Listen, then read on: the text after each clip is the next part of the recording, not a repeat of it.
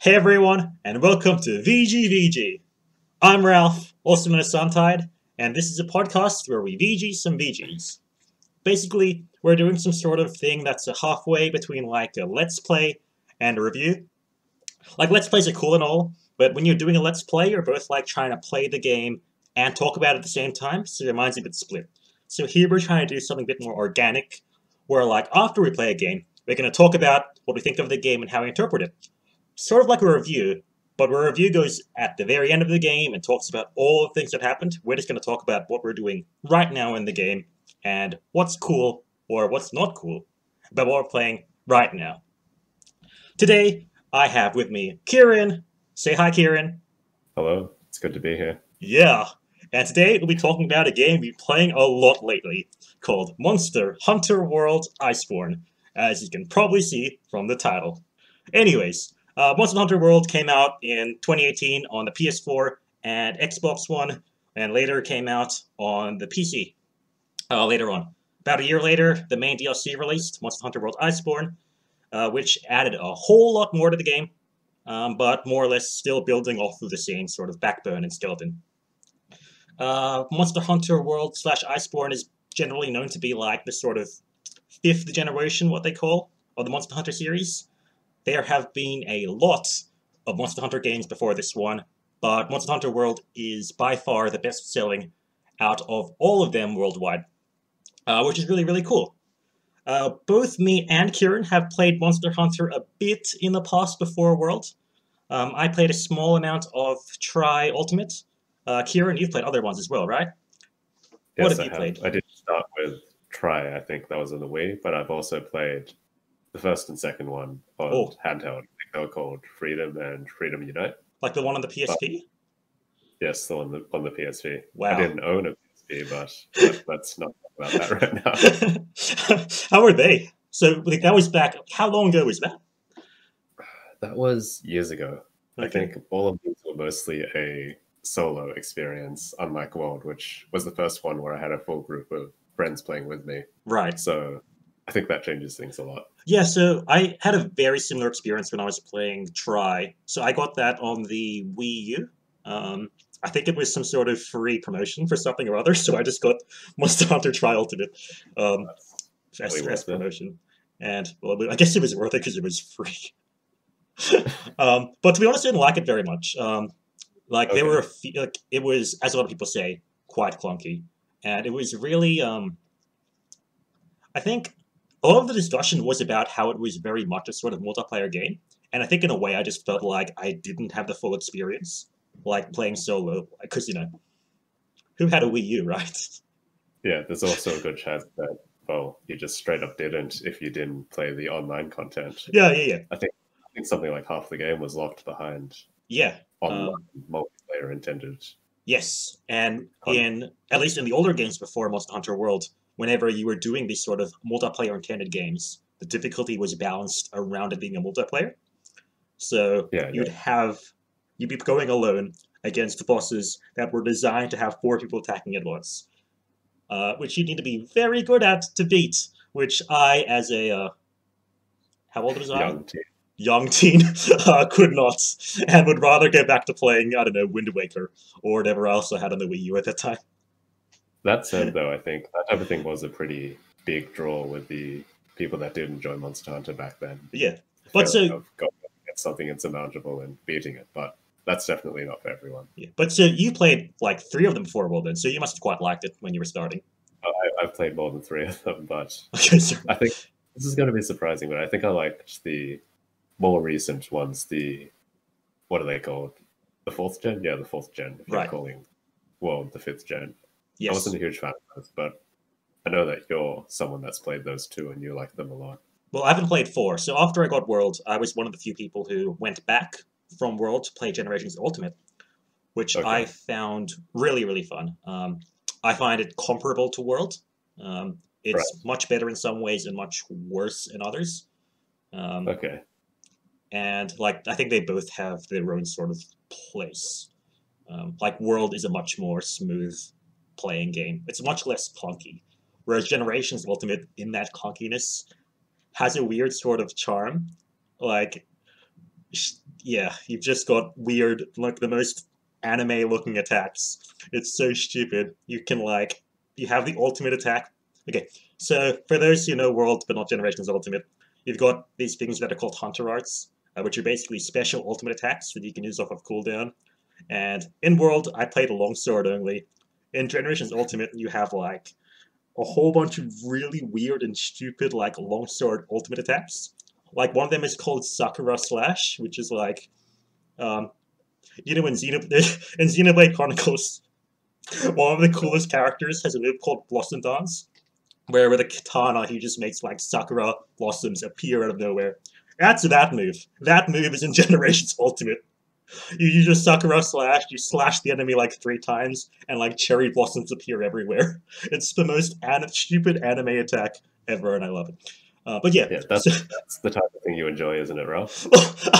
I think it has its own place, and like stuff like I don't know, it just has Generation Ultimate has a whole lot more charm. Like it's so much more colorful and bright, and you have like World feels very normal. Yeah, it's grounded, I Yeah, think. grounded.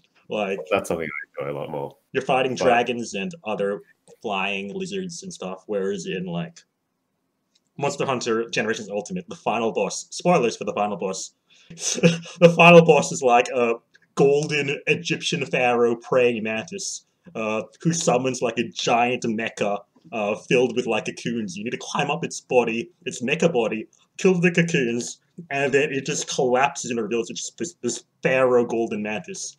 And it just like uh, summons like giant swords from the ground that just throws at you via its cocoon silk. It's stupid. It has its own sort of charm. And like, yeah, I think all the Monster Hunter games have their own sort of charm. they do. And like, it's comparable. I wouldn't say it's better. I wouldn't say it's worse. It's definitely clunkier, but it has its own sort of fun in it. Right. In a more general note, I think it's good that you finally have an outlet for your many video game opinions. What? I just feel like I have to say that. I can tell how excited you Look, no, yeah, okay. Hey, hey, like, this is. you talk about video games a lot, and you have a lot of opinions. I have a lot of. Turns out that all along VGVGs is just a chance for me to talk to people about video games and forcing them to listen to me. Revealing your opinions to an audience instead of your close circle of friends, like they might be more willing to tell you that your opinions are wrong. That's what I'm trying to say. I have my video game opinions are correct. Like we all know that Xenoblade's the best. Anyways, we're talking Monster Hunter today. Okay. We're talking Monster Hunter today. Yeah. So we've both played a few Monster Hunter games in the past, beyond World. Yeah. But yeah, World is a very different sort of game compared to all of those. Right. It was. I don't know. It felt like they put a lot of effort into. It feels like a soft reboot, even in the setting, even in the story. The whole thing felt like a soft reboot of story stories. in quotation marks. But yeah, Story, I get you. but there was enough to really see that. Like you travel from the old world to a new world, a sort of new frontier, but we don't speak about the word frontier when we're talking about Monster Hunter. It's a soft reboot of the series. You go to a new island, there's new stuff to see. Yeah. Yeah, and for the most part, very many new monsters. And even especially compared to, well, Generations Ultimate mainly, but even the ones before, they're very bright and colorful sort of art styles, whereas the world has a more sort of grayish. It still has a sort of bright charm, but it's much less emphasized than the previous games as well, I think. Even the returning monsters there's a difference in their coloration and their design, I guess. Yeah. Everything's made to look a bit more realistic. Yeah. Okay, wait. So you've played other previous Monster Hunter games, and then with that context in mind, you ended up playing World. Yes. So how, like, as you're playing World, what were you sort of thinking about as you went on through it? I thought it was different. I think that's the best way to sum it up. It's a definite difference. Right. Stuff that there's enough that's the same so that you can say it's a Monster Hunter game, but there's also there's a lot of new things to learn, there's a lot of new things to see. Right.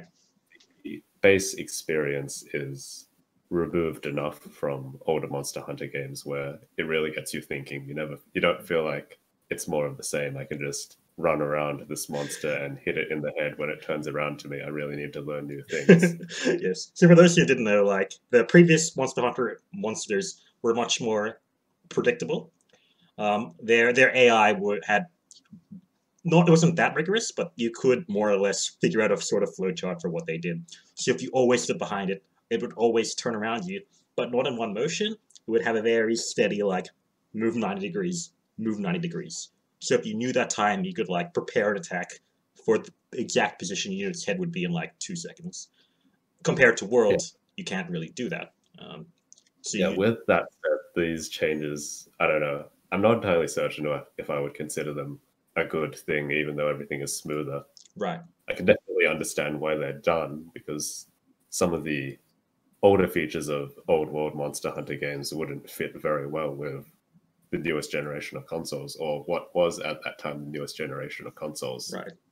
For example, having to move between small zones, having each area pretty much be a flat plane with Yeah. no ledges, no interactivity, or just having basic kind of dumb monsters that don't really interact with each other.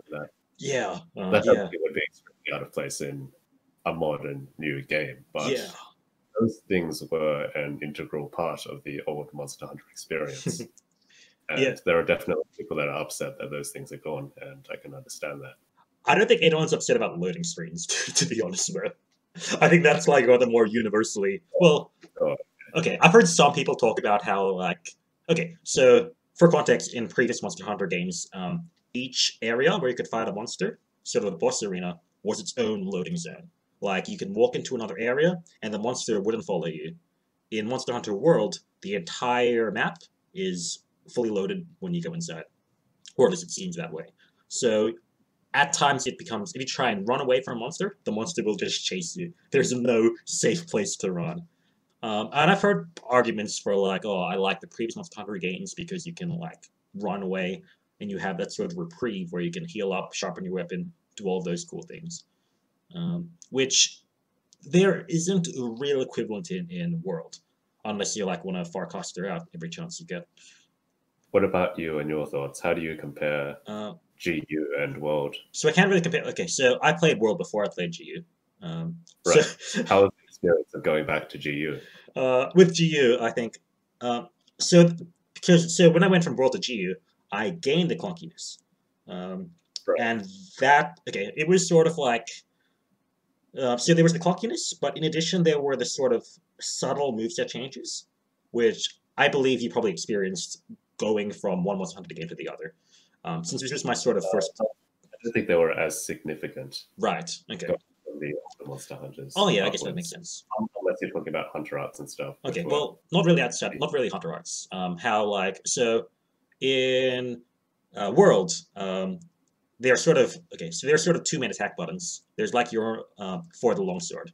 You can use the triangle button on the PlayStation controller, which is your sort of main combo, and you can weave in the circle button to do some sort of stab to interrupt your main combo. The stab is much faster than the main combo attack, so you can use that to sort of weave through faster combos if you know you have time for a fast attack, but not a more powerful attack. In Generations Ultimate, you have to use the stab button in specific parts of your combo, so your combo becomes much more restrictive. And those extra options you have basically disappear. And very often you'd be like, oh, I could totally weave in a stab here, but no, it's not a stab to turn the combo. Or man, if I can do just one more attack, but you can't because you need to use the other attack in the combo. It's really weird and clunky. It's sort of like everything in your house being shifted like a centimeter to the left.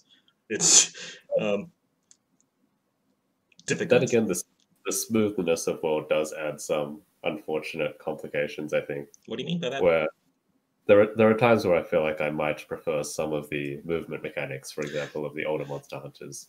Right. So in World, you can't turn around instantly. There's a bunch of Oh yeah, I true. got then I have a turning radius, Yeah. stuff like that. where like you end up getting hit quite a bit, and the stuff like, oh shit, a sudden ledge, and suddenly I'm sliding down a hill. Right. But that type of thing is smooth. It's well implemented isn't the right way to say it, but it doesn't feel out of place. It doesn't feel out of place, but it definitely doesn't. So I guess what you're trying to say is it feels fluid, but it doesn't feel like it supports your gameplay, is what I think you're trying to say. I mean, in parts it does support the gameplay. It makes it feel like you have a tiny bit less control over your character, Right. and having good control over your character was a big part of Monster Hunter. Its combat system was pretty incredible, especially from something that came out quite a while ago. True. I think that type of really weighty, intentional combat was lacking at the time, and it feels a little bit less intentional and a little bit less weighty in the recent Monster Hunter games. Yeah, because things like Dark Souls came out like way after Monster Hunter did. They did, and I think. So, side note, I think like Monster Hunter as a whole was, I think, very influential in a lot of later video games in its own way. I think I've told you about this before. Sorry? Maybe in a bit of a chain reaction type of sense. Yeah, exactly.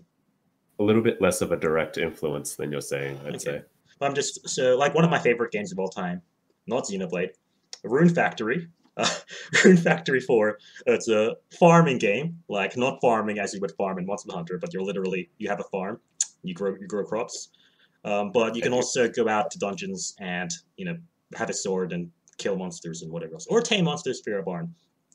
And in a way, like, I almost feel like the combat systems of Rune Factory is almost like 2D Monster Hunter. You have what? Okay, you played Rune Factory, right? You played Rune Factory 2, right? I think. Ages ago, yeah. Okay. So in Rune Factory, you have a whole bunch of weapons. Let me name some. You have a sword and shield. You can have a long sword. You can have a lance. You can have a dual blades. You can have a hammer. You can have an axe. And they all have their own combo strings. They all have charge attacks. They all have dash attacks. They all have their own special. They call them rune abilities, but they're effectively your, hunter arts to an extent. Right. And it's very much a sort of. There are very strong influences in the games. You got one thing that interested me is that, like in Monster Hunter, if you get hit multiple times in succession, you will get stunned, and you do need to mash out. Like, that's the sort of thing that's just like, it's the sort of thing that can be come up with independently, but probably it was either influenced by or both influenced by the same thing. Right. That does make sense. Yeah, and you've got your sort of dash and rolls. You need to look at your eye. You need to have your iframes in your dash. You need to evade, take openings.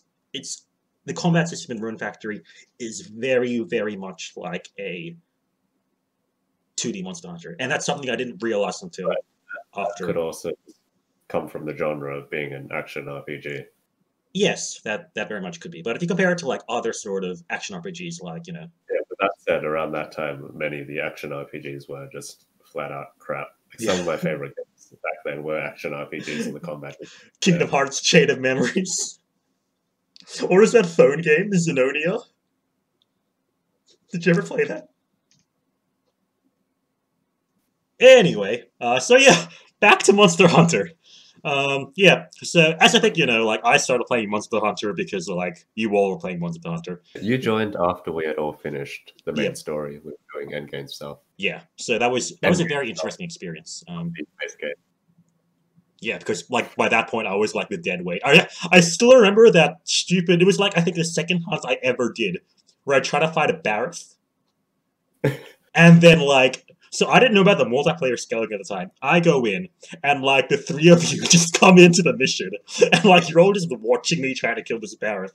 And like I'm thinking back, and I'm still slightly salty because Barreth was probably the worst monster for you to be standing back in. You know why?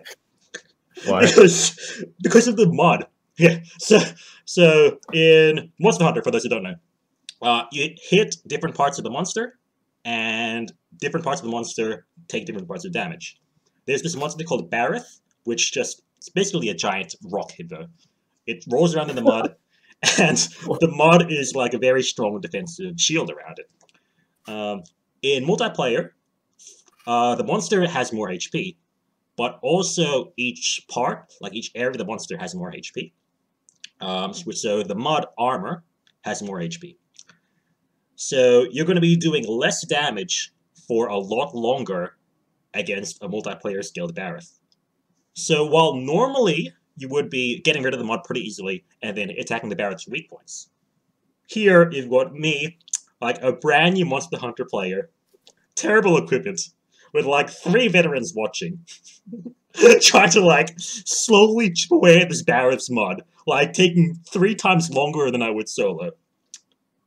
Doing like no damage. I think you something like 40 minutes. No, yeah, okay, it was like 45 minutes.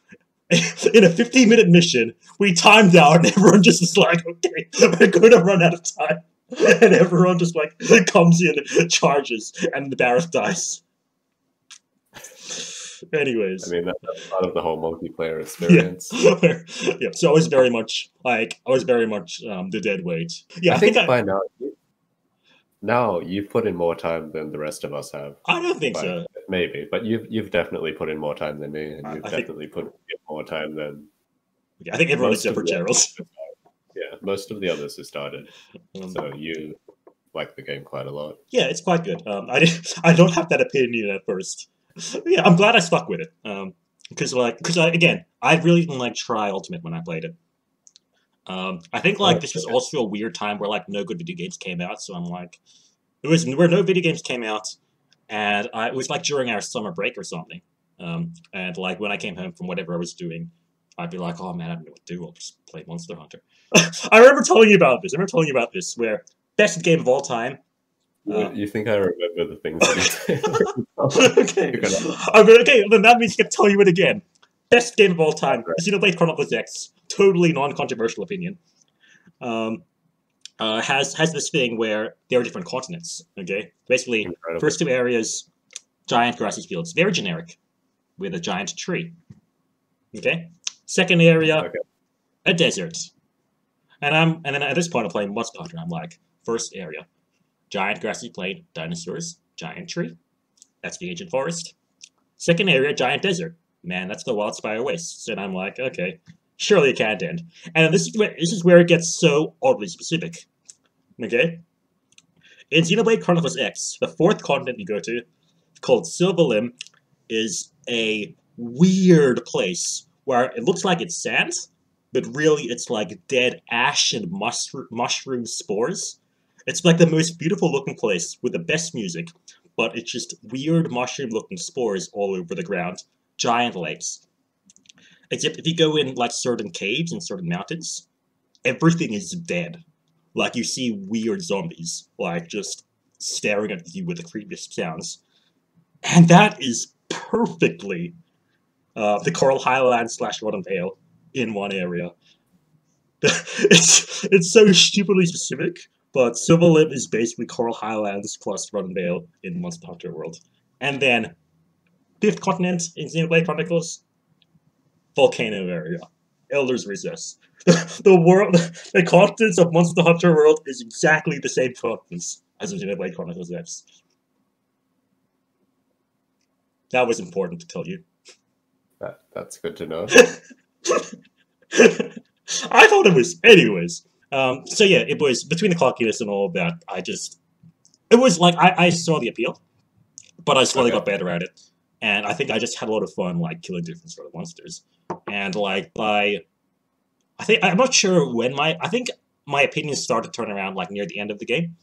Yeah, it was, yeah. So I think I slowly turned around, and, like, now it's one of my favorite games. Like, I find it really, really fun. Okay. And then I think by that time, Iceborne was announced, which was interesting. And I think changed a lot of people's opinions on the game. Yeah, so what did you think of Iceborne when it started?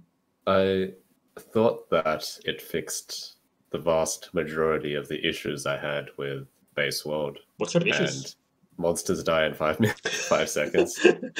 I think that is more of an issue than it initially appears, not just from a difficulty perspective, but from like appreciating the effort that was put into designing the monster, because a lot of the time you won't really see the entirety of its moveset or understand how a monster works if you don't fight it for an extended period of time. Right.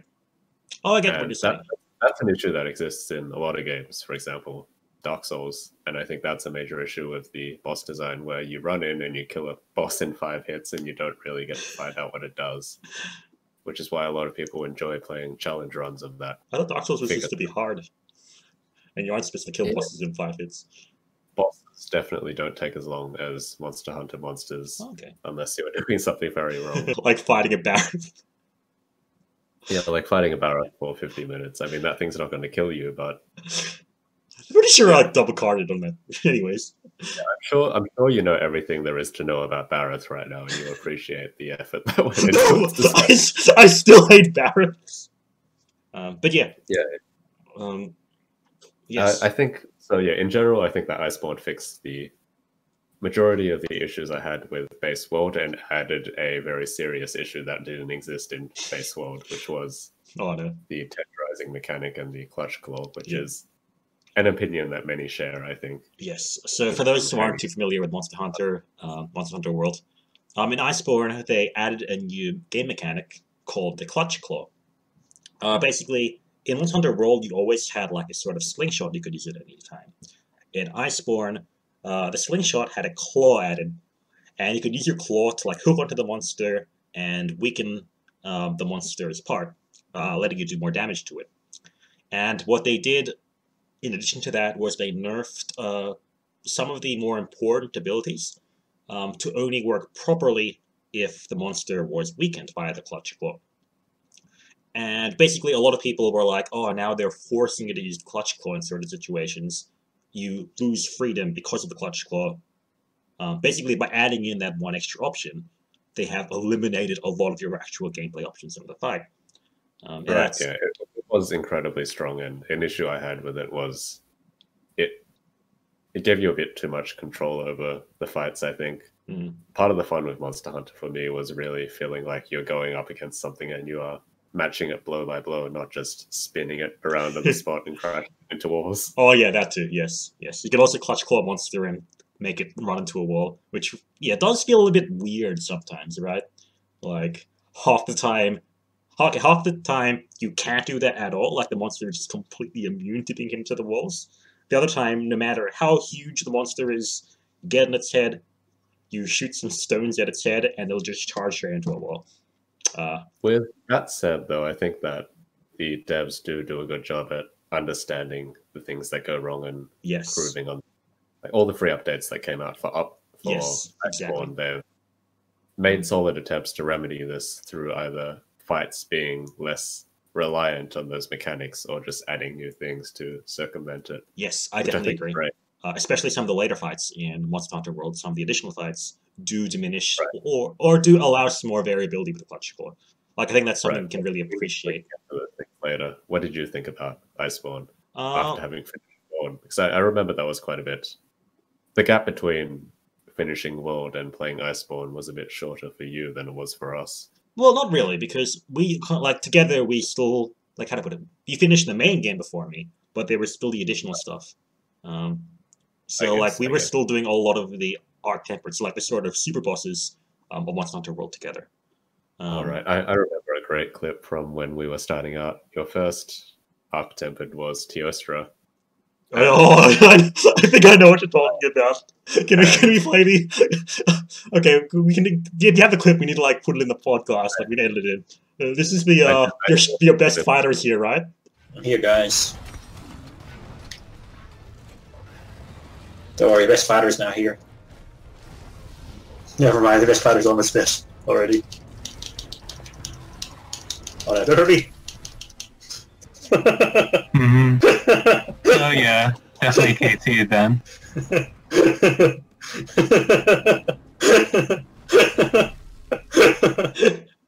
For what it's worth, I just want to say that was clearly sarcastic. At that time, I was still the worst of all of us.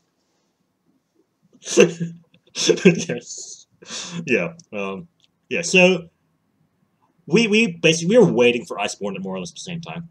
But I'm pretty sure I did a whole lot more grinding because I really really wanted that one longsword from Call of Taroth. But yeah, it was good. And then when I played Iceborne, I was like, so by that point, all of the sort of like teething issues I had with base game world were gone, and like I was just already world is a great game. And I think even by then I was already playing Generations Ultimate. I think like I had started up Generations Ultimate, so like I was already a fan. So there were no more issues. I was like, this game is great. Okay. No more comparison. I had my own sort of issues with Clutch Claw, but I think that's more personal because, as said, I play the longsword, and the longsword was basically the worst weapon for the Clutch Claw. Right. I thought you were going to say the Clutch Claw came and kidnapped my dog or something like that. But no. But yeah, outside of the Clutch Claw, I had a lot of fun with it. A lot of the monsters are really, really cool. By that point, I already had some experience with the Generations Ultimate version of those monsters.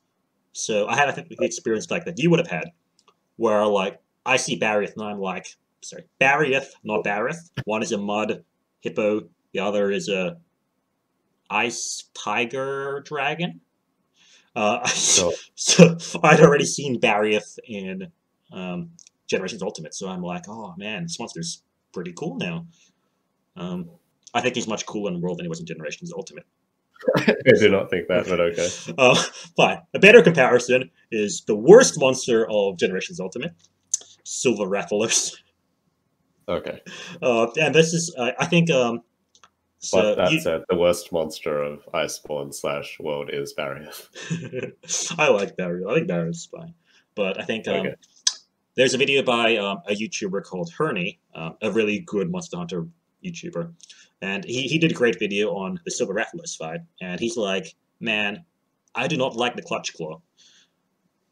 But against Silver Rathalos, it actually makes the fight really, really fun. And I agree. Like, a lot of the issue with Silver Rathalos is that the monster just has so much defense that when you attack it, your attack bounces off. Like, your attack bounces off, and you take recoil, and you get hit automatically because of that. Because of the Clutch Claw, you can soften a part enough that you can actually do damage, and once you do enough damage to Silver Rathalos, the part can break, and it becomes an actual weak point. And that's sort of mechanic where you're like, okay, now I'm going to try and weaken the head. I'm going to do everything I can to break the head before the tenderize, the Clutch Claw runs out. I think that's a really fun mechanic. I think that I disagree with that, honestly. Really? The tenderize mechanic, yeah, I do disagree with that. Okay. I think that being able to tenderize and make any part a weak point removes a lot of the positioning-based gameplay from Monster Hunter that I enjoyed a lot. Like, how much does the range of your melee weapon really matter if you can tenderize the legs, for example? I think that's the most... I agree in the general case, but I think with Silver Rathalos in particular, where, like, the head is impossible to hit, but the moment the head breaks, it becomes its weakest point. Makes a Clutch Claw very interesting, because it means you can Clutch Claw the head, weaken the head, and then you have your X amount of time where you must break the head right now, or you're going to be useless. Or you can just hit a high defense part and eventually break it and gain something from that. Yeah, I guess. I don't know. What is that giant mountain dragon called that, like, farts fire? The name is not coming to me. Gravios. Oh. Yeah. You break it the chest, which is a rock. You are hitting literally a rock, and you break it, and it becomes a weak point. Yeah. And that's something you need to think about. There is no tenderizing there. You cannot just be like, this part is now good to hit. You have to hit a part that's actively bad. You have to commit to hitting a part that's actively bad just for the chance of hitting, just for the chance of breaking it and getting a good hit zone. And that's interesting. If you could just tenderize the chest, then yeah, you'd be like, I'm just going to hit the chest. Okay, I guess. Hitting other parts. Okay, I see what you're saying. Okay, that's a bit weird, because I thought Gravios was an alright fight. Like, I had fun fighting Gravios. Yeah, sure, I agree. I hated Silver Rathalos in Generations Ultimate. Right. I think I was going to say, is it because Silver Rathalos can fly, but Gravios somehow can also fly? It doesn't fly, it like jumps up. No, I think that's the issue, because Gravios has a lot of openings. Right. Like when it flies, if you break something before it flies, it just topples on the ground and it's there for like a few seconds. Okay. But I think it's also slower as well because so you can counter its attacks, whereas Rathalos is just Yeah, that's fine. With that said, though, the point that I made about invalidating length and invalidating positioning, none of that matters if the devs make every part a high defense part, and I think that's an issue that did show up. which is very much the case of Super Wrath. Yeah. You can hit the wing, but like the wing just flies around and it's a pain. But yeah. Yeah. Ultimately, I can see your argument, and yeah, it does make sense. But yeah, so overall, like how to put it, if Iceborne was just Monster Hunter World again, I would have loved it. Okay. I didn't quite like the clutch claw, but I did like the additional moves they added to your attacks. Because you play with sword and you can pretend to be more weeb. I'm just saying they're really cool attacks. And yeah, Okay. I think they had a lot of like the longsword attacks they added were really fun. Is what I want to say. Yeah, and even like and also like as you were saying, the sort of increased duration, increased difficulty. Like by that point, I was getting pretty good with World, so having the up in difficulty for Iceborne was, I think, enjoyable. Right. Not that World wasn't hard at points, especially in the end game fights. Yeah, I think an unfortunate result of playing too much World, all of us playing too much World, was I think Iceborne was a tiny bit too easy. Really? That is an issue I had. Yeah, like they were long, but it was easy. I remember triple carding a single time through the entire base story. Oh yeah, I did too. Yeah.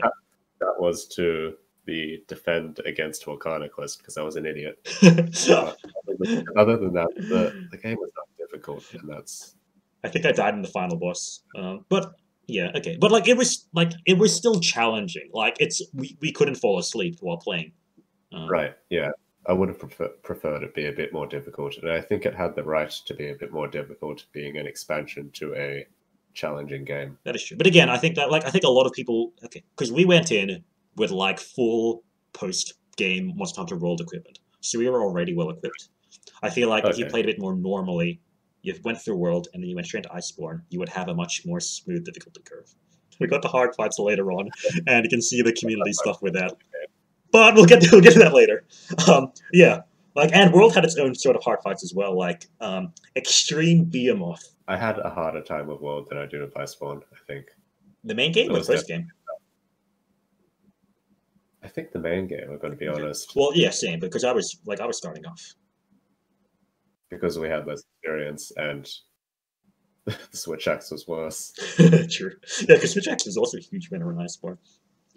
Yeah, it's a tiny bit less fun for reasons that will take too long to elaborate on. Fair enough. Yeah. The post-game fights in World were good, though. Like, there was the Extreme Behemoth, which was sort of like... Are you joking? We had a lot... Like, okay. So Extreme Behemoth was a collaboration event with... A lot, but were they good? I don't know. Yeah, so this Extreme Moth had a lot of controversy as well. Because they were... So this was a collaboration promotion between Monster Hunter and Final Fantasy 14? Was it? 14. Yeah. 14. The MMO. So they added a lot of MMO sort of mechanics to the game. It had like DPS checks, which are, things in MMOs. So yeah, it was very much an MMO fight, and I think that had a lot of controversy, where people were like, "Oh, this isn't Monster Hunter. This is a Monster Hunter trying to be an MMO." And in many ways, people were like, Extreme Moth very much was the hardest boss in Monster Hunter World, I think, because Extreme Moth was designed for group play. I believe it was scaled for multiplayer at all points of time. So we did this as a group with our friends, and I, at that point, was still pretty bad. There is no sugarcoating it. You were just dead weight. Yeah, I was like, someone else was being the tank, and I was still dying. I don't know. I feel like I know a lot of people didn't enjoy the extreme difficulty multiplayer fights, but I enjoyed them a lot. Not because of the fight, but because of the interactions with my friends, I think. I guess so. I think that's, because I had a lot of, like, when we finally got Extreme that first time, I was, like, so satisfied. It was like, this boss, because it took us, like, It was more than a weekend. It was like we had a few tries over a couple of weekends, right? Yeah. And then like when we eventually finally got, and I don't think we even killed him until like a rerun. Because I think when he first played, I wasn't at the point yet. And then on the rerun, we went through it and we managed to beat it. And like Yes. I remember that. that was really satisfying in run at the end. And I think that was like sort of the first big challenge. And I don't think I ever had that satisfaction. Like I don't think I ever had quite that amount of satisfaction when I beat even the later, more challenging individual bosses. I know there was a lot of, I don't want to say drama, but a lot of people did not like the fights, and I can definitely understand why. For example, if you're playing solo or you're forced to play with randoms. Yeah, playing with randoms would be impossible because you need to be very coordinated. Yeah. Which goes in the face of Monster Hunter being something that you should be able to play solo. Well, no, because again, even the first games without the multiplayer scaling, like in theory you could play it solo, but you weren't expected to. And a lot of people did. Okay, but like most people were expected to play it with friends. Okay, sure. I think so. Yeah, and after Extreme Oath, there was the Ancient Legend, which was supposed to be just as hard as Extreme Oath. But wasn't. Didn't we finish that first try? Yeah. Like first try with like one cart. Guess who that cart was? Hmm. But Then again, with that fight, the enjoyment that I gained out of it was not from the admittedly not correctly designed fight. It was from interacting with I had no fun with Ancient Legend. It was too. I was just disappointed. I was just like, he's already dead. I had fun coordinating with people. And the coordination was, shoot fire at him. Yeah. I don't know. If you would get trapped by mines or something, I'd like leave you for a little bit. Oh yeah, because he was like in that animation, so you got that extra. Yeah, let's build up a bit. And then I guess after Ancient Legend, like the final boss of World would have been Arc-Tempered Nergigante. Which was, that was something. Yeah, that had its own controversy as well, because I think this monster had a very fast attack that could basically one-shot you. Yeah, but I think, so, I think you're right. Like, a lot of the endgame fights of World were not the best designed. Were very gimmicky. And then, Iceborne came out with its own sort of post-game fights. Right, which we are still going through. Which we're still going through. And I think they started off crap and slowly got better. Because I look towards the first post-release monster they released. My least favorite monster to ever exist, Rajang, aka Monkey. And yeah, it's a giant monkey that goes Super Saiyan and punches you until you die. I hate him. I think this guy has had its own controversy because a lot of these monsters have their own. Okay. I think you're watching a single YouTuber too much. No. I think because maybe I'm spending too much time on Reddit. Okay. I think a lot of these things have controversy, but like to different amounts of people. It's putting it a bit too harshly. Because for those who don't know, in Monster Hunter sorry. I think it's more people being upset on the internet. Okay, maybe. But even then, like Rajang does annoy me. I agree with the Rajang controversy. So Rajang has a mechanic. So monsters in Monster Hunter have a mechanic where if you do enough damage, they'll just fall down, giving you a few chances to hit them. That's what you have the problem with? Yeah. The counter thing? Yes. Okay. When you do that to Rajang, he'll fall. He'll get knocked away.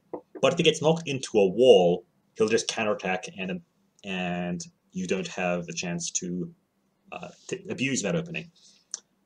In doing that, because you don't know when the monster will be knocked down, there's no reliable way to predict. So half the times your opening would happen, he'll disappear and counterattack. I found it really unfun. A big part of Monster Hunter, to me at least, is like positioning and knowing what's going on, not just push the attack 100%. I guess so, but I feel like you do know when you're going to knock it down. You have a if you fall. I'm not that aware. I am not that aware of the monster. You have a decent idea of when it's going to fall down. Just don't be near a wall. I guess maybe. That it's fine in fights. I can definitely see why it's annoying the first few times, or if you're a speedrunner and it ruins your run. But because I feel like a lot of the fun I think in Monster Hunter is finally making that opening, finally getting that opening, and being able to go all out in defense of this monster. You've had like a slow brawl, like whittling away against the monster, trading hits. You get that one chance for the knockdown, and you're like, yes, this is my chance, all out attack. And I feel like since half the time Rajang's just like, nope, my turn. When that happens, it just feels really like dissatisfying. Because by that point, you're primed to be all, yes, he's getting knocked away, time to charge in and go all out. Rajang just being all, nope, screw you, is I think really unsatisfying. Okay. All right, that is not the issue I had with the fight, but what do you... no openings. Oh, yeah. That thing is a continuous ball of hitbox. Yeah, just a giant angry monkey. Yeah, that thing is ridiculous compared to old world Monster Hunter, and I think that its variant that came out vastly improved on this. I hated Rajang in Generations Ultimate. Like, what? I just hated it. Why does it summon giant rocks? Why does it? So when Rajang moves from one region to another, it just jumps up in the air. It's so stupid. It just like jumps up so high into the complete other air. It just throws you out of the game. Like it just throws you out of the realism. That thing is hilarious. That type of thing is hilarious. It's hilarious when the Congalanga does it. Okay. So Congalanga is a monster. For those who don't know, it's exactly the same thing as Rajang. It's just pink. That and all of its attacks are via farts. It's Wario from Super Smash Bros. Except all of the attacks are the farts. So that monster is just so stupid. So when it does just jump up in the air into another area, it's pretty funny. With Rajang, you're annoyed because it goes Super Saiyan, it throws giant rocks at you. You're about to get an opening, and it's like, nope, screw you, I'm just going to jump to the other side of the map. I don't know. Rajang, I hate Rajang.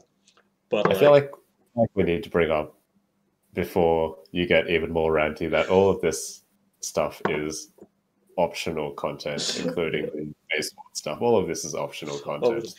Okay, I think our criticism comes from appreciation for the game. Doing any of this. Sorry? There is no gain from doing any of this. You've beaten the game. Yeah, and like our complaints come from like a place of appreciation for the game. Like this game is great. We both really like this game, but I feel like if we want to fully appreciate the good parts, we need to accept the parts where they might have screwed up a bit. So that when they do things well, we can feel, man, they do things well. Which is we're about to talk about, I think, soonish. But before we... Going from Rajang to Furious Rajang. Yes. Like, yeah, with a Clutch Claw, as we were talking about earlier, and now Furious Rajang. They gave Furious... So when they basically released an updated version of Rajang, which is slightly stronger with quotation marks. And even though he does more damage, he has more openings. And more or less and the counter is punishable now. Yeah. Because he doesn't fly at you, he just stands there and yells at you. Yeah. So Rajang, when I said before that when you knock him into a wall, he'll counterattack. Normal Rajang, you knock him into a wall, he bounces off the wall and just tackles you. Furious Rajang, you knock him into a wall, he goes to that old early 2000s meme and just fires his laser from his mouth. So where it's not perfect, but when he does that, since you can see it happening, you can just beeline straight towards him and then hit him when he's stuck on the wall, trying to fire his laser at you. So there's still that sort of opening, and they very much improved for that Furious Rajang fight, I think. Yeah, it's an easier fight. Yeah, unfortunately. Well, it's an easier fight for the right reasons. Yes, it's more fair. It's I think if you aren't good at the game, it's harder. Really? I think so, because he does do more damage, and stuff its arms are still filled with rocks. Its arms are still take no damage, which means you need to weave your attacks perfectly because The normal Rajang has 2 weak points, the head and the tail. Fierce Rajang doesn't have a tail, so you have to hit the head. So you need to be a bit more pinpoint with your attacks. It's also easier to hit the head. Yeah, but than like, its tail. you know what I mean? Like you need to already have that baseline of skill to be able to target one point of the monster. If you don't, But there's no way you don't have the skill. It's an integral part of the game. true, I especially by that point. At that point, there is no point. There is no way that you don't have the skill. But then, yeah. So moving on from Rajang, though, as they say, it's always darkest before the dawn. Before the dawn of the best fight in Monster Hunter world, we have what many would call the worst fight in Monster Hunter worlds. Okay, let's just Arguably. ignore Raging Sorry, Punch. the Raging Punch monster was fine. It was nothing. Yeah, There's no reason to talk about he's a it. fun monster. Okay, brief mention. He's a fun monster. He's covered in slime that explodes. You hit the slime, it explodes. You need to like. That's been a lot of effort for that fight, I think. Sorry. And it was Yeah, good. it was really was fun. Yeah, giant dinosaur with explosive slime. It's great. Bakugo from Hero Academia has nothing on that dinosaur. Sorry, there's me being a weeb. Anyways, Alatreon. That was a fight. Yeah. I don't like the pronunciation of that one, but How's it pronounced? Alatreon? Trying to be apparently the game thinks so. fine, whatever. Alatreon. That was a fight. You're doing the handler voice too. Sorry? You're doing the handler voice too. Do I? That was surprisingly close. Yeah, that was surprisingly close. Whatever. Oh, I can be Sumiya. What's Sumiya's voice actor's name? I Whatever. can't believe you name these characters. It's not. It's Sumiya's voice actor. It's Sumiya's voice actor from Fire Emblem Awakening. It genuinely disgusts It's me that great. you name these characters, these intentionally unnamed characters. You give them a name. Some of them have names. Some of them have names, and Sumiya has a name. Anyways. All right. Okay. Yeah, Alatreon was definitely interesting. So I think I played Alatreon before you because I was like staying up until 2 a.m. to try that fight, and that was interesting. So for those who don't know, Alatreon was hyped up to be like Alatreon appeared in previous games and was hyped up here to be very, very hard. It's a giant dragon that uses like multiple elements at the same time. And what the devs told us was that Alatreon has a superpowered attack that you need to use elements to stop it from using, or to weaken it. So we go over to the fight, and I get stomped. I get completely stomped. I do nothing. He does so much damage, he's so fast. There's nothing he can do. But as one does in Monster Hunter, you get up and you try again. And you lie. And you die. You get stomped again and You again. get stomped again. But each time you get stomped, sometimes you get stomped in 5 seconds again. But on average, you get stomped at a later point in time each time. I think that's what happened. Like, my first Alatreon fight, clutch call in the head, instantly die within 5 seconds. Right, but then you eventually get to the point where you survived long enough, and then for some reason, against all odds, you get a mega stomped, worse than you ever. You don't even know what just happened. But yeah, so Alatreon has a mechanic where after a certain point, it'll lose its ultimate attack, and you die. And there is nothing you can do about it. And I remember, I think you all were asleep, so I was talking to other friends, and I'm like, I can't. There's this game I like, Monster Hunter, and they just released a new monster, and he's terrible. I was telling all my friends about how bad this fight was, because it has this unblockable attack, and there was nothing you could do. But yeah, and I kept going, and somehow, some way, I managed to defeat it. I beat it. It was satisfying. Yeah. But I still hate it because of that stupid ultimate attack, and there was no way to do it. I think when I beat him on the final try, it was because I waited long enough to get an extra life. You can get an extra life in Monster Hunter via some food Eating mechanics. food, which makes sense. Yeah, you eat food, you get an extra life.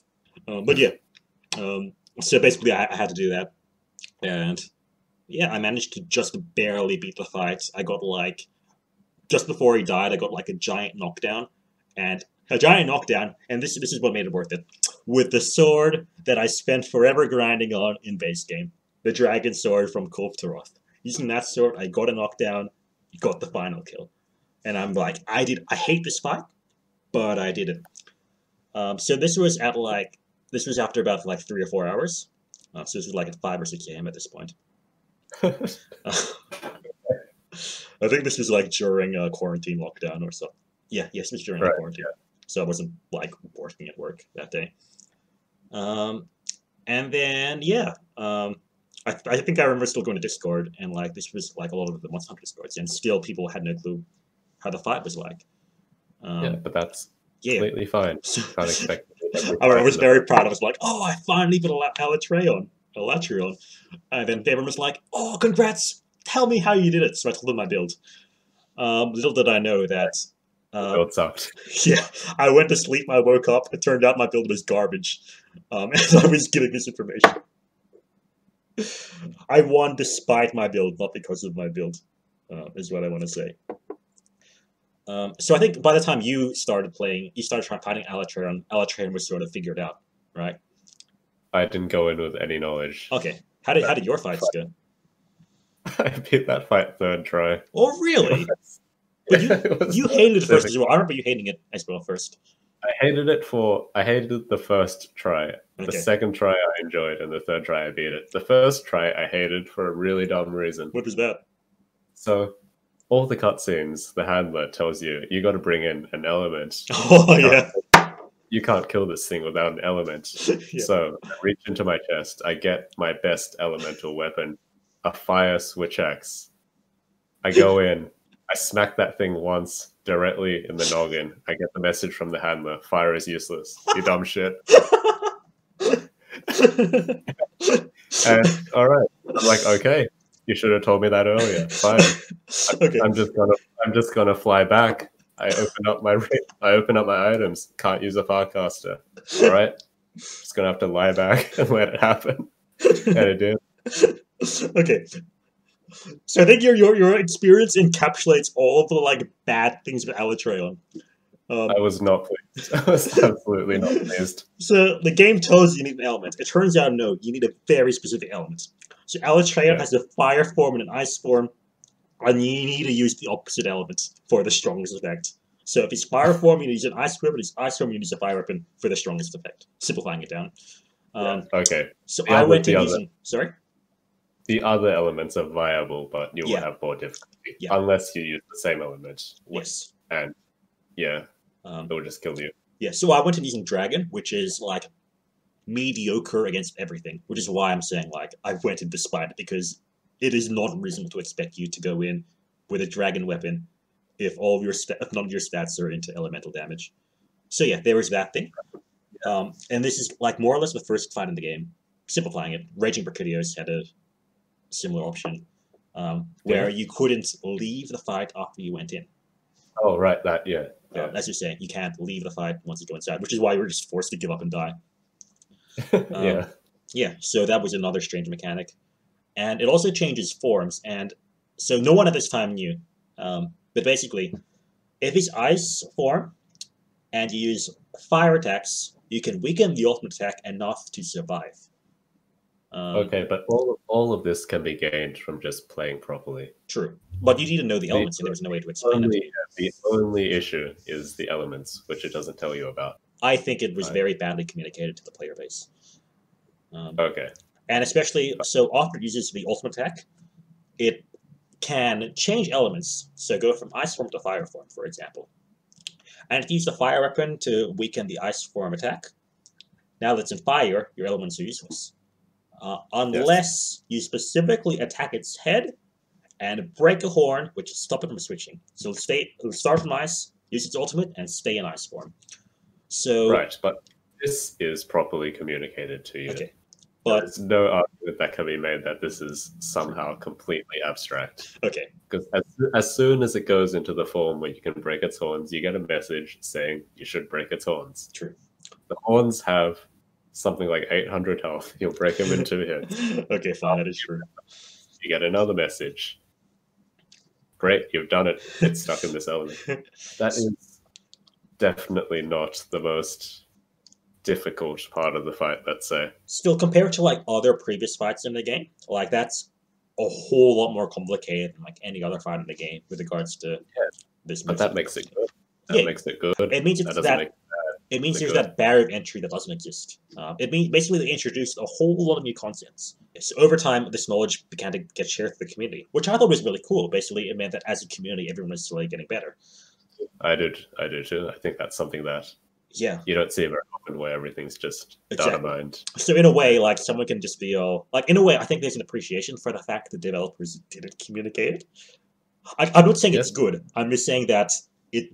Oh, I think it's good. I think okay, how to put it? I think if they communicated it well, we wouldn't be saying, "Man, I wish it was communicated poorly," right? Yeah, right. Yeah, like, but then you lose the whole like I'm gonna go on Discord or whatever you go on and share an absolutely god awful build and make people lose and have people use it and then fail. I think it's hilarious. Oh, fine, but yeah, I feel like it turned out being fun, but it wasn't intentional. But okay, ultimately, though, what happened though is that everyone who managed to beat the fight, they realized that once you understood the stuff, once you began to dodge the attacks, you realize that all the attacks are actually really good. Because even though they do so much damage, if you dodge them, they have a giant opening to do a whole lot of damage. And compared to other fights in the game, the more you fought against him, the better you got, faster. Like you learn the fight really, really fast because it's such an amazingly well designed fight. And that by far the best fight in the game so far. I disagree on that. We'll get that after that. But yeah, I feel like it caused this like giant rift in the community where like half the people, like the people who beat him, were like, before you beat him, like including me, are like, this fight is garbage. I can't believe they released this. And then you beat him, and then like it's like you see the light, and you're like, this fight is great. This is amazing. This is the best fight they've released so far. And I remember. I don't think it's as black and white as you say it is. I think a lot of the people that beat it still have an issue with the elemental check. Okay. Yeah, well, I guess it depends on what weapon you're using. But, like, it's not black and white, but there's definitely a shift where the moment you beat him, you're just like, a lot of people understood the points behind it. I feel like before that fight, especially with what I said before, how easy Iceborne is. Yeah. With all the tools you've gained from the base game. Not just in-game tools, like skill-based tools, what you know how to do, like how you know how to play. You go into most of the fights in Iceborne expecting to win the first time. Yeah. And 90% of the time you do. Yeah. And it's a complete stomp. The monster doesn't do anything. You just beat it down. Yeah. You don't really appreciate it. And Elatreon is really the first fight, which... I would say 99% of the people that went into that fight did not beat it first time. Probably more than that, I'd say, but yeah. And going back to what we were saying about the clutch claw as well, I think they handled it really interestingly. So to summarize the clutch claw before, it has two main mechanics. One, you can weaken a part, and two, you can make a monster run into a wall.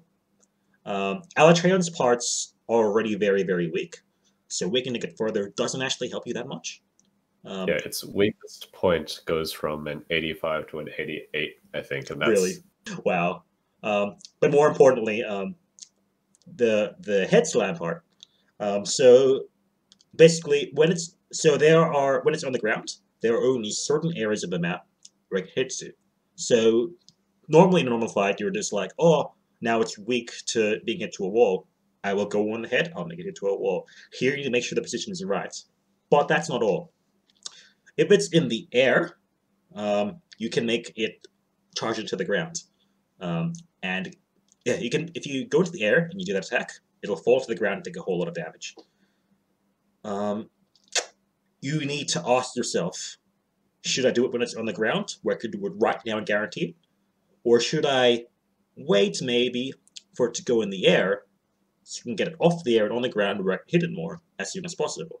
So the clutch claw in this case adds options rather than taking them away, which I think is really, really cool.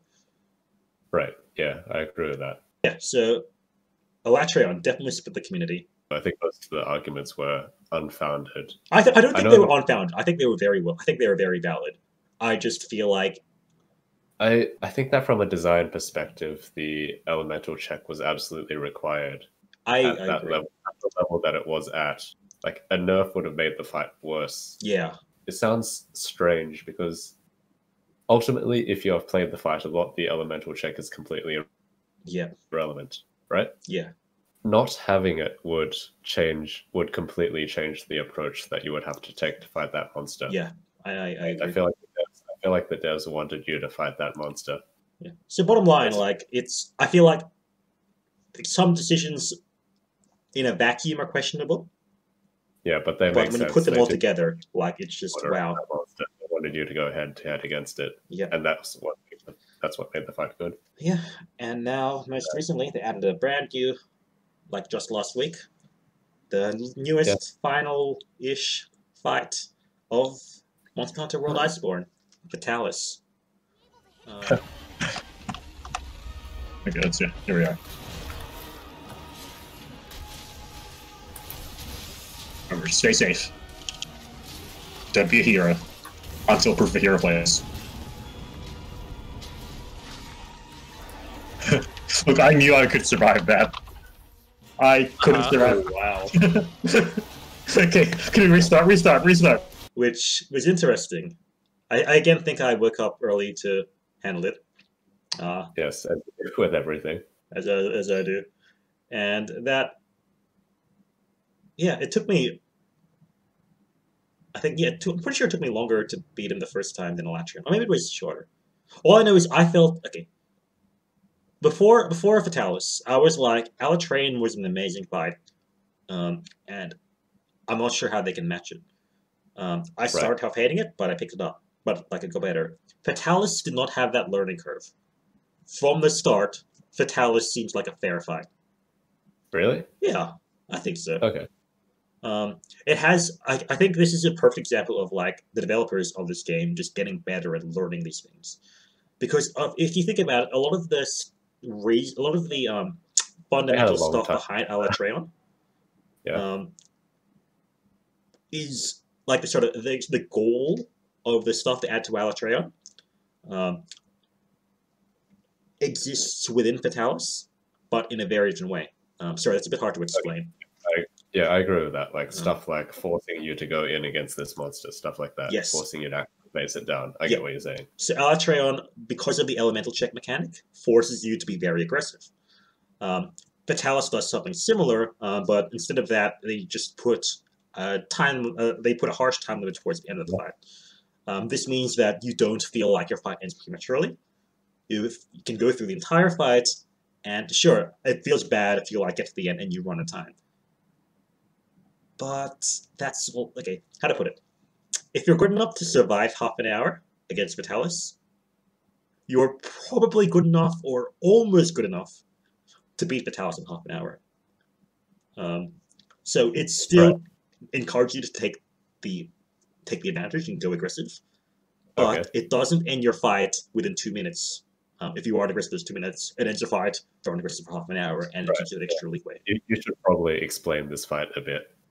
So to re-explain the Fatalis fight, basically, so let's go back a bit further. So the lore sort of Fatalis, which I think is really important to this, is that he's apparently like a giant monster that like destroyed the greatest kingdom in the Monster Hunter world before, like a giant black, like unlike other monsters in Monster Hunter, which are weird and like creative. Like I said, giant farting monkey, rock hippo. Fatalis' like identity is the black dragon. I don't understand what a hippo is. I just need to bring this up. What? I'm not sure you have ever seen a hippo before. Oh, it covers itself. It rolls itself in mud. Okay, hippos roll themselves in mud and use it as armor in a way. Anyways, what? Yeah. Well, the mud like it covers its stuff. Like it needs the mud to like protect against germs and stuff. I'm pretty like the mud is actually an important defense for hippos. Okay. Anyways, don't quote me on that. Anyways, Fatalis. Yeah. So Fatalis' identity is just the black dragon. Like, it's just straight up a dragon that's black, scaled. Yeah, and it's apparently so strong it destroyed like the greatest kingdom.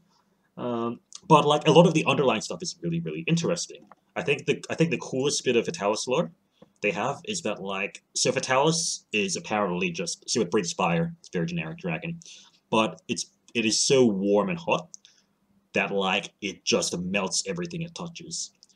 So it can like go onto like a hunter, like a human player character, and the heat is so hot that it just instantly melts the hunter's armor onto its body, and the hunter's stuck on them, right? So the hunter just burns to death and dies, um, slowly being absorbed into the Vitalis' body. All of this is heavily implied to be just legend, though. Like Okay, everything else. but he does this. He does a similar attack to this.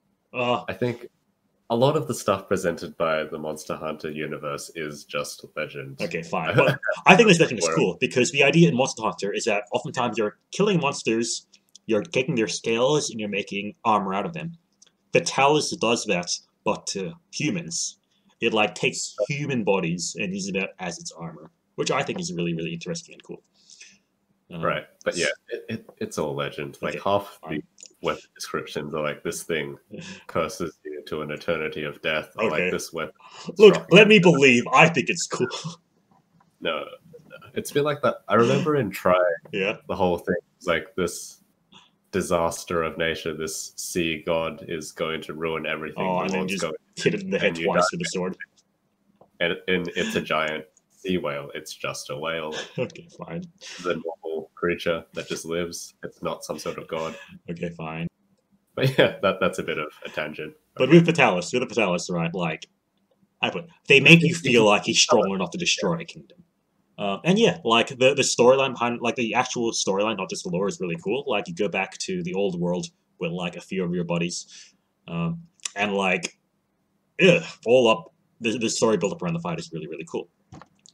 And you go in and it's great. You got this giant black dragon, so fast, so much damage. And you just need to fight him. Apparently, the commander tells you straight out, "Oh, it's a monster, so its head must be a weak point." That's not exactly true if you've fought other monsters like a Dareth. Apparently, this podcast is me just drilling on Dareth the whole time. But yeah, so he tells you to break the head, and yeah, you do enough damage. He does his ultimate attack. You need to like hide under cover, go back straight in the fight. He does it again. You like hide under another cover and destroys that, and like you need to go back in. Every time he does the ultimate, you like hide in a different spot. The whole time you dodge his normal action attacks, which are crazy. Yeah, I think something interesting about this fight is that they present these ideas extremely well to you. They do. Yeah, so unlike Alatreon, where they were very They give you where Alatreon they didn't tell you give anything. you enough. They give you enough, but you got to work out a lot yourself. They just hold your hand for this fight. It's ridiculous. Well, I'm not sure how I feel about it. I like it. I feel like it's much. I feel like It it's. is cool. It means there's much but less of a it's knowledge definitely- hub. Yeah, it's definitely them being like people who had absolutely no idea what they were doing with Alatreon when Because you I- hold their hand. I feel like because the moment you know how to beat Alatreon, you know how to beat Alatreon, right? There's no more challenge. The challenge is going on to Google, being the all like how to beat Alatreon. They tell Challenge you. is learning attacks and learning its openings. The same with this monster. Okay, yeah, but the knowledge challenge, you can just Google it and you know. Because it's very hard to figure it out without Googling it for Alatreon. Okay. With Fatalis, they make it so that you don't need to Google it to know the answer. And I think that's something to be Right, appreciated. because they hold your hand. They just straight up Okay. with you. They have Fine. an NPC that just tells you go here. Maybe. But yeah. All up though, it's like just a really cool fight. The attacks actually feel ferocious. It does that sort of slither attack where it just binds you on your chest and like, is the legends real? Am I going to get burned on the chest? It doesn't. It And binds the you. answer is no. No. But like it, and like, you know, it just makes it. Someone on Reddit was talking about how a lot of the attacks echo attacks from previous big bosses. You've got attacks Okay. where like it does a giant like explosion on the ground, which is similar to a lot of moves, but mainly from Teostra. It's got Kulvtarot's giant flame on the ground air effect attack, which will slowly burn you unless you run out of the area. It's got attacks from like Safi Jiva's stand behind the rocks area of attack, and things like that. A lot of these attacks are very similar to things you've seen, or like Kirin's, not you, the monster Kirin's attacks where it marks the ground and you need to like get away from that area as soon as possible. And I thought that was really, really interesting. Yeah, it's interesting. That's not an impression that I got, but I can see how you arrived there. I think even if you don't recognize it consciously, I think it's good design because it's something you subconsciously recognize, right? Because how to put it, you don't know you've seen them before, but you do know how to react. Exactly. Ultimately, you do know how to react. Exactly, which I think is really, really cool. Like, that thing is by far the hardest fight in the game for me. For sure. I had so much trouble. Yeah, I think we literally tried for like, I was going to go to sleep after I sold it, and then you woke up or something, and then, or like you got online, and then like for like 12 hours straight, we're just trying to beat this dude down, and we went in for like, I think like we went in for several hours, and we just couldn't do any groups. Like, yeah, it was something like 6 hours, and we had no success. Brutal, and like we couldn't even get very far. We kept dying, but like again, we keep pushing further and further and further. And then, like, at the final phase, like, what I call phase 4, so cool. Like, towards the very end of the fight, once you get far enough in, the commander will tell you, oh, the Dragonator's ready. Yeah, and then, like, it's so cool. Like, you get into the right spot, you lead to the right spot. But, unlike other monsters, Fatalis is smart. It's not just going to charge you right in. Like, if you just wait at the trigger, at the lever for the Dragonator, it's smart. It'll just shoot fire breath at you. Like, it knows what you're doing. So you slowly wait for it to get to the right spot, climb up a ledge, pull the lever, 2 giant spikes come out and stab the monster, and then like the best thing happens. The main theme of Monster Hunter starts playing in the background, and like they do it in every Monster Hunter game, and it's never not cool. If you're like a weeb like me and you watch some anime. Do you want me to tell the people which animes you watch? No, we're not going to go through that. We're not going to go through that. Okay, if you watch like combat anime, there's the moments where the OP plays, like the opening music plays in a fight, and people talk about how it's the hypest thing. That has nothing on this. That has nothing on this. Where you pull a lever, 2 giant spikes out for like one of very few times Fatalis topples on the ground, ready for your attacks. And as your attacks rise in ferocity, the music swells and it's the main theme, and it's like, this is our turn, Fatalis. This is our fight. And it is the coolest thing. I love it so much. Fatalis is an amazingly fun fight. And yeah, it is. It feels dangerous too. It's one of the few monsters that actively feels dangerous. Yeah. Like, if it pins you, if you get knocked down, it can follow up. Yeah. There are very few monsters in the game, even if you're solo, like without even a cat, that if you get pinned, very few monsters will successfully follow up on you. Yeah, and so like 90% of the time they'll just whiff it, but Fatalis will kill you every time if you get pinned alone. And so like Elatrion, so Elatrion has the thing is where you need to stay aggressive or it's going to hit you with the ultimate. Fatalis has a thing where if you aren't aggressive enough, you'll run out of time. Elatrion has the mechanic where you must hit the head or it's going to change forms and you're going to die. Fatalis has a similar mechanic where if you hit the head enough, its attack will weaken. It just feels, it has the same sort of ideas, but it just feels much more fair and understandable. But by the time you beat him enough times, you just don't cart. I was actually playing with randoms yesterday. I was like, I wonder how the randoms will do with Fatalis, right? And then fine. I go in a group of 4. We had 1 cart. We kill him in less than 15 minutes. Yeah, I think we were worse than the normal group going into that one. That might be true. That might be true. But yeah, after I was out of the group the next day at night, I was like, I've got a bit of time. Let's try this out. Second go. Yeah, I think. I think our group was just incompetent or whatever. Maybe for that time. But like, we mentioned the end, and it's a good fight. It's definitely a good fight. I think another issue of being in a group is you can't really learn the attacks, whereas solo you kind of do it. Yeah, that is true. I think that is true to an extent. I was looked at Reddit, and there is actually a decent amount of drama related to Fatalis, which I think is really interesting. I just haven't looked at Reddit. Fair enough. Like I think I was on Nexus Mods. Okay. And like I was I was just curious like what the most popular mods were. And of course, Okay. number 1 is like some skimpy mod. Number 2 is like some skimpy. Number 3, Okay. go past the skimpy mods. And like the most popular mod was like halving Fatalis' damage. Like some Oh. people are quite, sorry, some people are still quite upset about Fatalis. Not I don't think really that's upset. Some people want it to be easier, and that's completely fine. true. Not everyone has hours that they Yeah, that is true. roll against a monster and lose. Yeah, I guess so. But like, yes. Not So, everyone enjoys that either. so That's Fatalis fine. isn't universally loved. But at the same time, I think it's a better fight than Alatreon. Okay.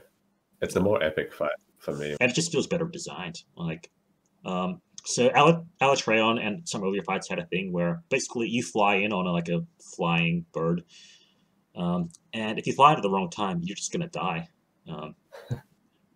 Fatalis has a thing where you can actually see yourself flying in, and you can get off the bird at any time. Yep. So you can Right. see the attacks coming, and you're like, okay, this is a good time to leave.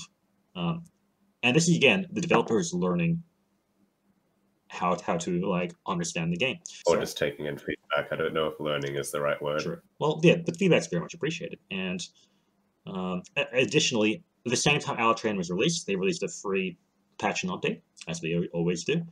And one of the things improved, like made the Clutch Claw more powerful in a way, which, from what we were saying earlier, might seem not great, but it worked out. Basically, they doubled the duration that a point is weakened, and a region is weakened, which means you need to use the Clutch Claw less, which is really, really good. So you can use it once, and for like half the fight, the weak point is there, which I really appreciate. And secondly, they added a new skill that basically, for some weapons, makes, like including the longsword, makes it much faster to weaken points.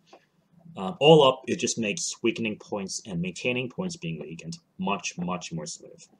And all up, it just makes softening much more fun, not just for Alatreon, but for every fight in the game. But yeah, and in addition to that, Fatalis has an additional mechanic where, with regards to the head slams only work in certain situations. Like, you'll only get the full benefit of the head slam if you do it when Fatalis is doing certain moves. However, because Fatalis' strongest attacks are linked to the health of the head, it not only makes it harder to do, but it makes it more important, which adds more, difficulty and makes it more interesting as a video game fight. And with that in mind, I think Fatalis is just like basically, Fatalis is the epitome of not only the players like having to put together everything they know from other fights and handling this really hard boss fight, but also the developers like putting in all the things that they know the players like and dislike and improving them and putting them together for that one fight. It felt like the end. Yeah. So there's still some more stuff, but at the same time, like, Fatalis was very much the end. It didn't really.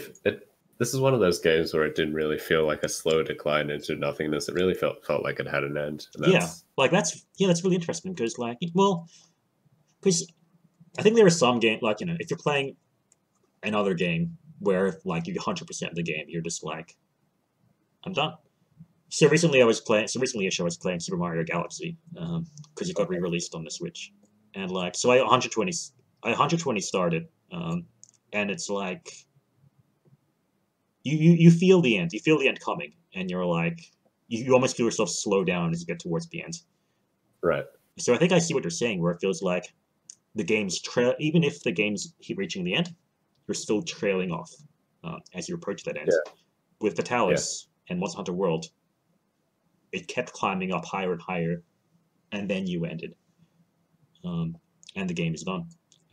There's still a few more things trailing off, but, like, it's done. Yeah, so with Iceborne being done, though, like, what's next? There's 80 Valkana, but, like, honestly, there's no chance it'll be nearly as hard as Fatalis. Famous last words. Yeah, we'll find out in a few days. Even if it's harder, it won't feel as satisfying. Yeah, it won't be a probably whole new area, new cutscenes, things like that.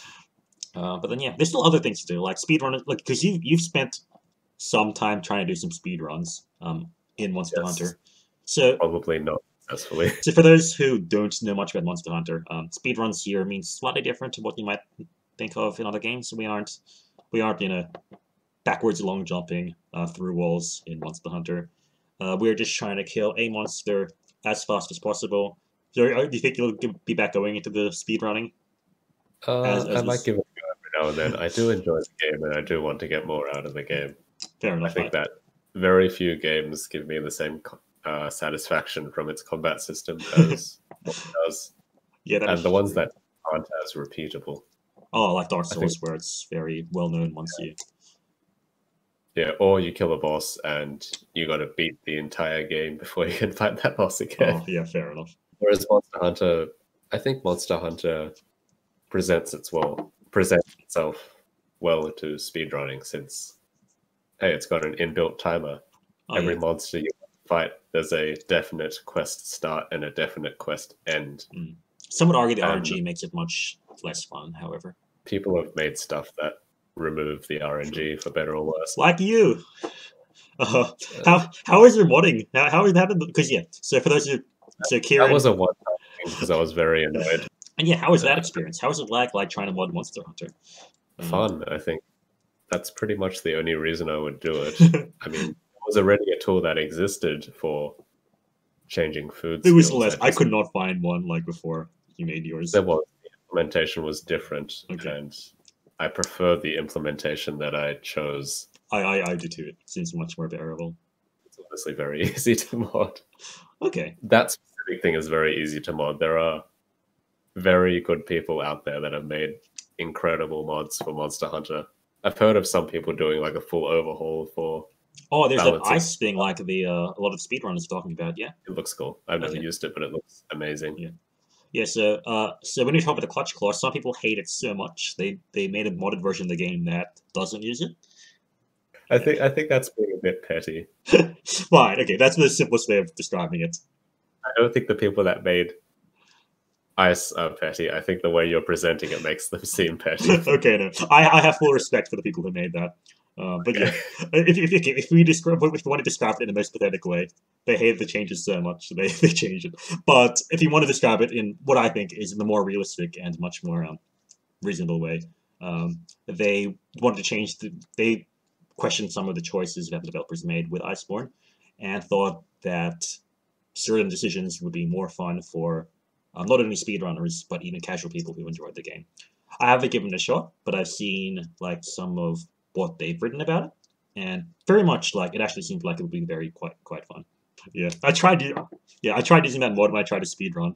I had a brief run where I tried to speedrun against Banbaro, the easiest, the first monster you find in Iceborne, and a monster I have a grudge at.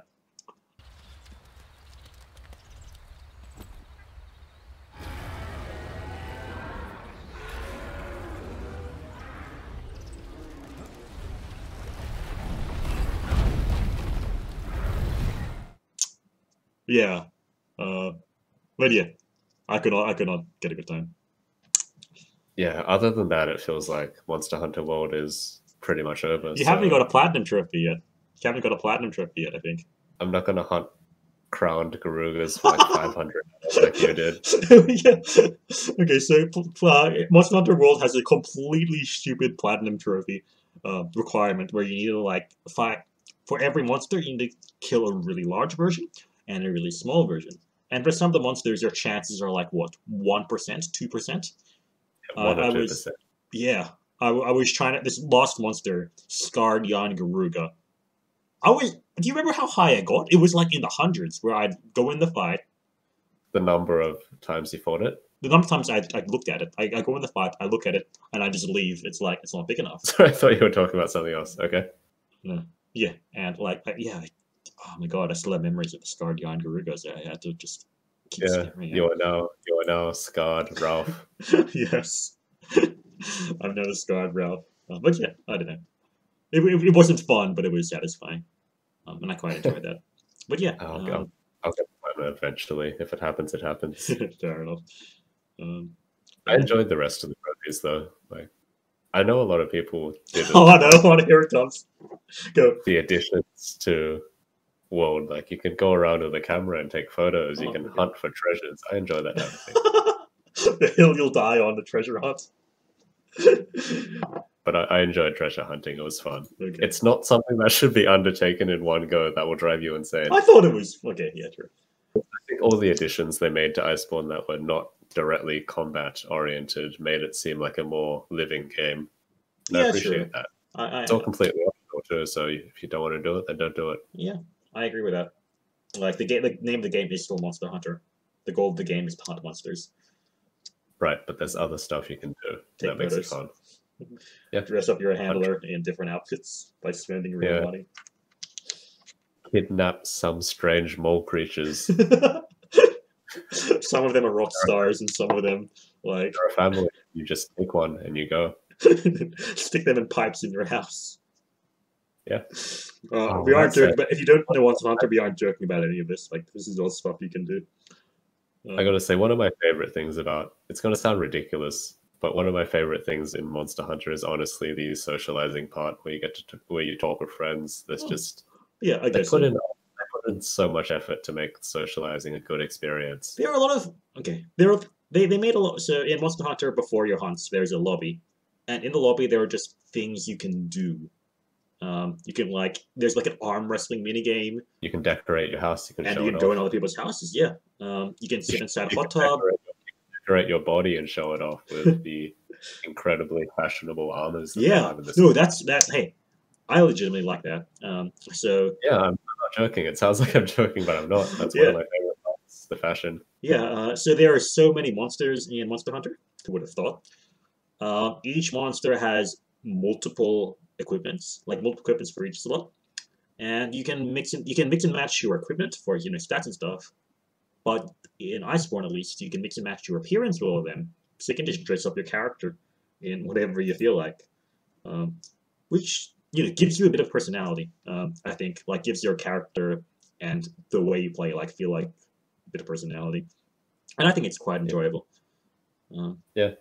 Do you regret choosing a female character? I mean, my character female is a stupid joke. It's fine. It's fine. I think some of the female armors are really nice. Most of them are really lame. There's definitely a trend towards less defense-oriented armors. Yeah, but I feel like if you go male, you get I think the one thing I appreciate though is at least there's variety, right? I feel like a lot of the male armor is all bulky. Yeah, that's normally a problem I have with other games where you can design characters, but I don't think it's a problem in World.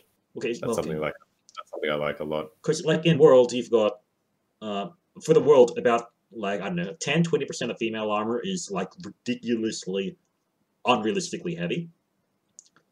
About 30-ish% are the skimpiest stuff you'll see, and the rest of it are a nice spectrum between what can reasonably be called a lightish armor to a heavyish armor. It's honestly the same scale armor. Fair enough. So if you just ignore the two ends, you can style and have choices for how the two ends can work in style depending on what you're making. I guess, but I definitely at least for the female armor, I just would not pick either of those. But yeah. So I think we've talked enough about Monster Hunter World for now. What do you think is next for the Monster Hunter series as a whole? Well, we know what's happening next with Monster Hunter Rise, which is coming out next year, I think. Next year, started next year, yeah. Yeah, for the Switch, which is interesting.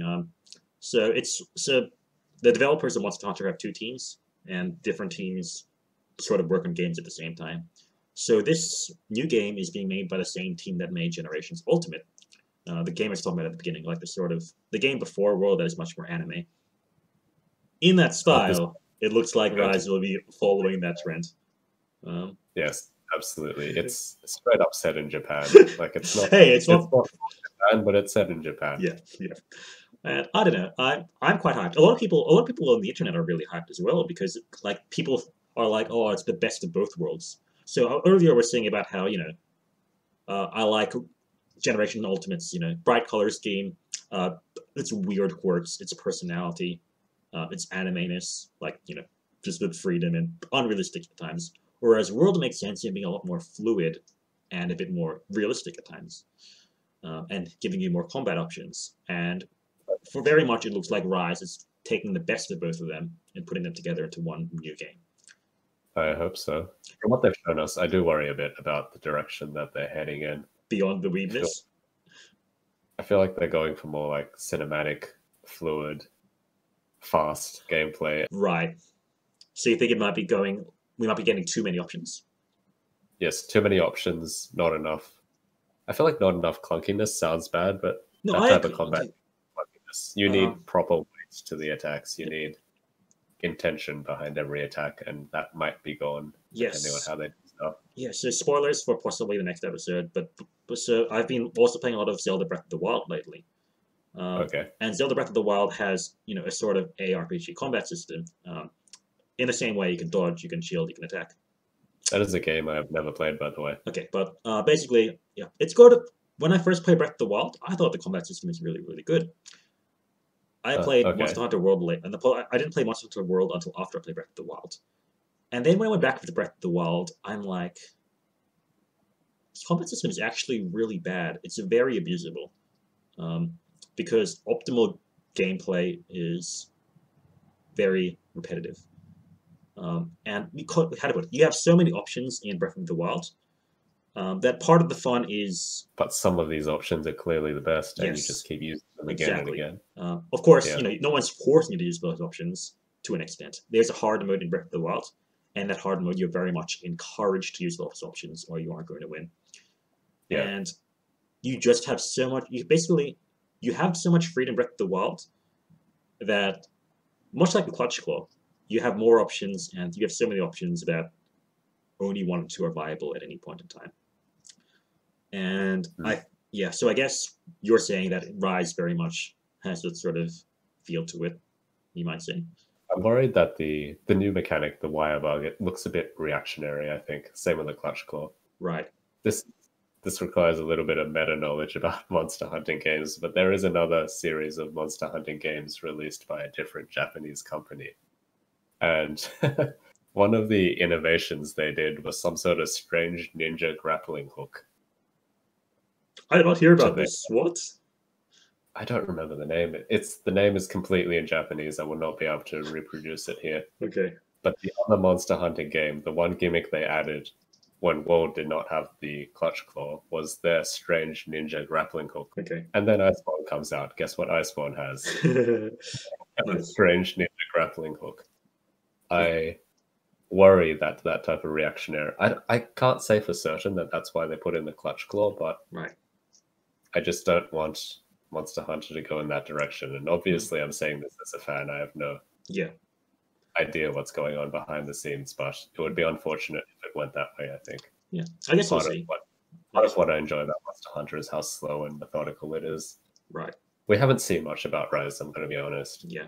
You've seen combat with some sort of umbrella bird and you fight like King K. Rool, and that's it. We had some longsword gameplay, and that was important to me. Aside from Rise, though, I think you're missing something very important. Coming soon to theaters near you. Oh!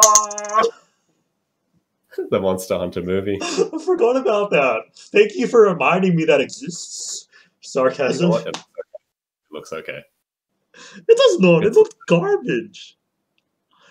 It has potential. Do you know when it's coming out? I think December. Okay. Oh, we need to watch this movie. We need to watch this movie. We need to watch this movie. We're going to cinemas. Yeah. We're watching it like day one. We need to watch like day one. We're watching this movie. I'm gonna waste. We're my going time in. We're watching- just going to like shit talk the entire. It's going to be great. No, we need to do. Oh, if cinemas are open, we need to watch this movie. Yeah, there is a reasonable chance that it could be okay. Look, either it'll be good or it'll be bad. Both ways, it'll be amazing. Right, 50-50. It's either good or it's bad. Yeah, it'll be whether it's good or it'll be bad. It'll be amazing fun. We're doing this. We're doing this. Yeah, we'll watch it. Yeah. That is what's next for Monster Hunter. Okay. Huge movie franchise. Stay tuned for VGVG's. We review the Monster Hunter movie. Or you review the Monster Hunter movie. Why do you think I'll be on this podcast again?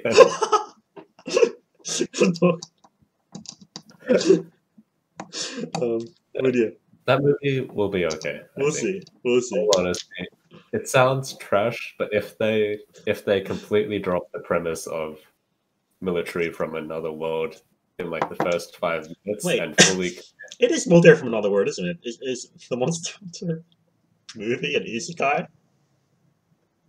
if they completely drop that in the first 5 minutes and fully commit to the we need to gather resources from dead monsters thing and then beat up larger monsters, then it can be okay. Okay. And that is the only way it can be okay. Well, to be honest, though, I feel like, how to put it? I feel like, let's be honest, Monster Hunter has a garbage story. Yeah. The fun of Monster Hunter is the spectacle of fighting giant bosses. It has a great setting, but its story is a bit lacking. Yeah. If the movie has decent CG, it'll be a good movie. It'll be a good Monster Hunter movie. So, I'm all for it. It very well might be garbage, but even if it's garbage, it'll be an amazing watch. So with that, I think we've been recording for quite long enough. So let's just close this off with our sort of thoughts on like Monster Hunter World and Iceborne and all of that. So in my opinion, like, Monster Hunter World is like probably one of my favorite games of all time. Like, definitely top 10.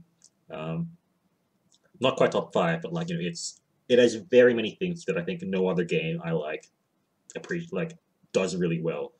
The amazing monster designs, very solid action, and the sort of like world feel. Like, you very much feel like it's your job to go and hunt monsters. And of course the sort of multiplayer socialization aspect of the game, really, really good. And yeah, like all up, Monster Hunter is, I think, a really, really fun and unique game where you just go, kill monsters, meet up with friends, and kill even more monsters, with some really amazing fights, especially later on in the game's development. What about you? What about you, Kieran?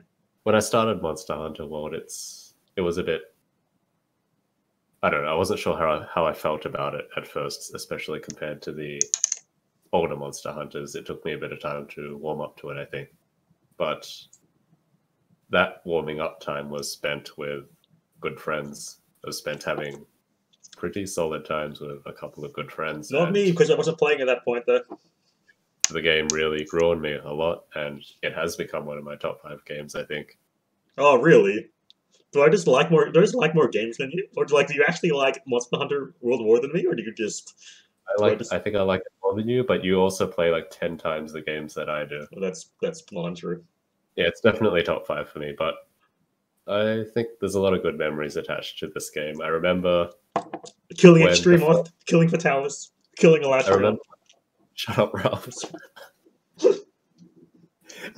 I'm trying to be sentimental. Okay, go. Fine, go. I've lost my train of thought. Nice. No, okay. When the beta first came out, I remember some of us were pretty hyped for it, and we all went to some friend's house who had a PS4. Oh yeah! Sorry, I wasn't there. But yeah, we all met up at a friend's house, and we played the beta just one at a time, dying against Nurkagate and not actually finishing that quest. And that got us pretty hyped for the main game, especially since we were all playing on PC, or we planned to all play it on PC. So the wait was agonizing, and I think that might have contributed to why I didn't like it as much when it first came out, because I had hyped it up in my head so much. And, well, it's pretty much impossible for it to meet those expectations. I think that, honestly, the most enjoyment I got out of it was not the fights, the gameplay loop, the actual mechanics, which I enjoy a lot, and I think they are absolutely incredible. But really, the interactions I had with the friends around me, the sense of accomplishment we all had when we beat these fights together, and just how, in general, good of a game it was. I'm glad that it happened, and I'm looking forward to Rise. See why you all need to get a Switch, so you can all join me when Rise comes out. Yep, I will be finally buying a Switch. I had no reason to buy one before. I will be buying one now. Now we need to convince the others to get it too. Yeah, I agree very much. It's been a great game, and with Fatalis done, it's basically the end of Monster Hunter World. But as always, there are more games to play, and you will be there to provide your opinions on them, whether right or wrong. Yes, always right, of course. So since the only real game we've been playing together is Monster Hunter World, what do you plan to review in the future? And who do you plan to get for it? That is a good question. So a lot of cool games are coming out over the next few days. We've got the new Pokemon DLC, which I'll definitely be talking about, and the Breath of the Wild Age of Calamity, Zelda Age of Calamity, which I am super hyped for. Breath of the Wild is definitely top 5 games, Hyrule Warriors as well. So there's okay. huge hype for this game coming up. Yeah, I haven't really been that into the Zelda games. I love the Zelda games. Not really. Okay, Zelda games are hit and miss for me, but like Breath of the Wild is amazing. That's like the most. It's the most basic take I have in this entire thing. It turns out Breath of the Wild is a good game. And I will believe you. But yeah, so Breath of the Wild. Yeah, so I'll be talking about that. But before then, I've also been playing a lot of Breath of the Wild. So probably next week, I'll be grabbing some other friends and we'll be talking about Breath of the Wild. If you want to know that, if you want to keep up with this, I don't know, subscribe, whatever. I don't really care. Yeah, I'll do. You did. This is just for fun. This is my chance to like force people to be rapping about video games for an hour. So yeah, if you think this is fun, I don't know. This is my first try. Let us know what you think. And if you want to know more about video games and what we've been playing, tune in to the next episode of VGVG.